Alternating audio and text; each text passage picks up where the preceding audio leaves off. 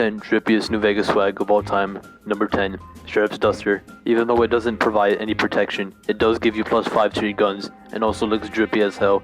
I'd recommend, if you're doing a cowboy run, to pick this up immediately. You can find it on the Losim Drifter east of the El Dorado gas and service. You can find it in Primm instead of the Sheriff's Sack.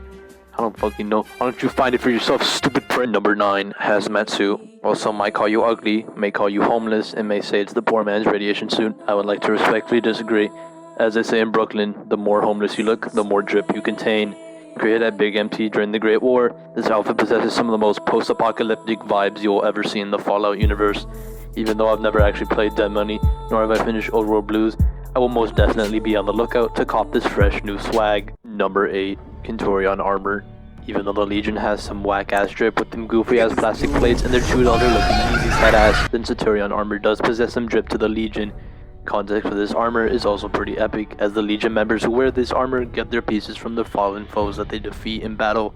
This includes, but is not limited to, foes in power armor, NCR Rangers, and Super Mutant Brutes.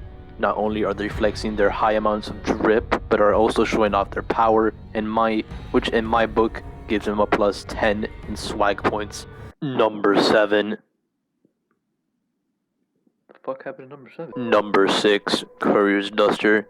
Due to a personal vendetta, number 7 decided to walk off when he noticed that number 6 was the Courier's Duster and journeyed into the Courier's Duster is not only notable because of how dope trench coats are in general, but because of its contextual importance to the story, the idea of the Courier's path changing them. Found at the end of the Lonesome Road, the symbol on the back can change depending on which faction you side. Number 5, Kimball Suit. Even though the NCR may have its issues. Since you haven't pissed yourself, I'll assume that you don't know who we are. Next time I'll bring my sickle and wear my black cloak. There's no doubt that President Kimball has possessed some very fine-looking attire. It is obtained through the killing of President Kimball, or assassinating him yourself and becoming the declared NCR terrorist. Giving +5 to speech, his armor is one of the most formal and professional pieces of attire the courier can get their hands on. Number 4, Joshua Graham's armor. Worn by the highly respected and feared Joshua Graham, this piece of pre-war history originates from the Salt Lake City Department in Utah. If Joshua's Mormon quotes weren't so fucking overused throughout the Fallout New Vegas community, I'd rate this piece higher, as it really is a great piece of clothing for an otherwise deep and well-written character. You can obtain this at the end of Honest Hearts through the Foot Locker at the end of the campaign, or you can kill him, which automatically declares you the title of being a little bitch. Number 3, Kaisers Armor. Armor worn by none other than the feared leader of the Legion and conqueror of 86 tribes, Kaiser sure knows how to swag it out in the wastelands of the Mojave.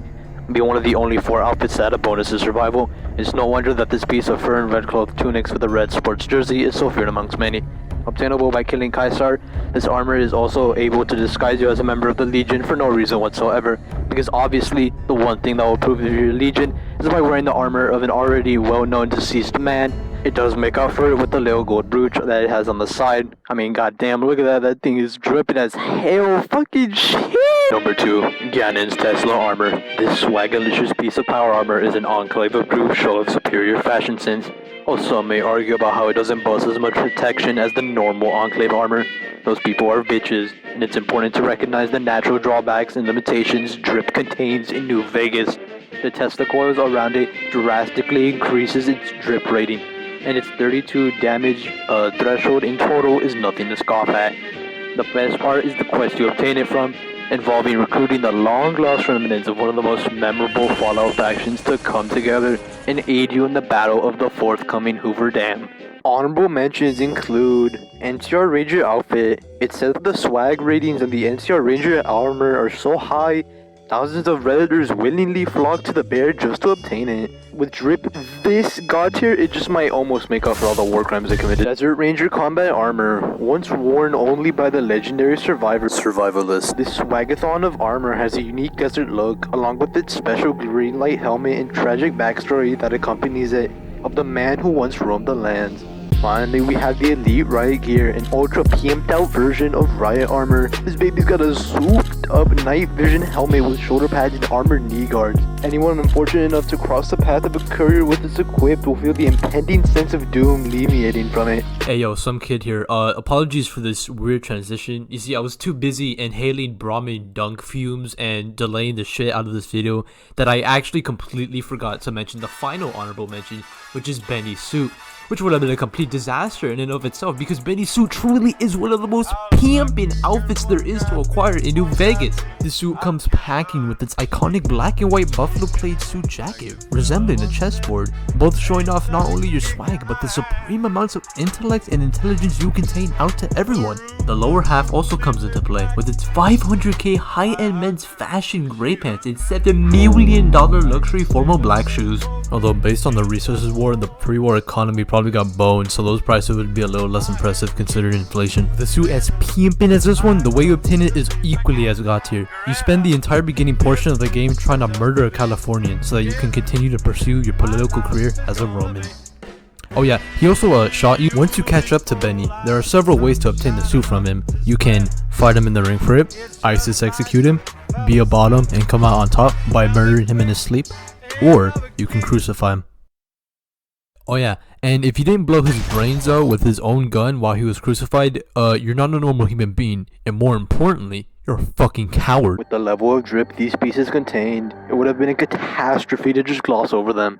Now you might ask yourself, what the fuck? How are none of these Ranger combat armors not in the number 1? Well, that's because I think that there's one armor piece in New Vegas that stands out so much that it completely shatters all of those armors. I'm talking drip so good it has all of the qualities of the others combined. You see, what if I told you there's an armor piece so god tier that's only used by one person that you could actually meet? What if I told you that it's worn by a master of close hand combat, able to instill fear into the most skilled of warriors the Mojave has to offer? What if I told you that the drip is so swagalicious that it's unobtainable in game and can be only obtained through the use of console commands? I'm pretty sure we all know what I'm talking about, baby. That's right, number 1 is Veronica's Armored Robe.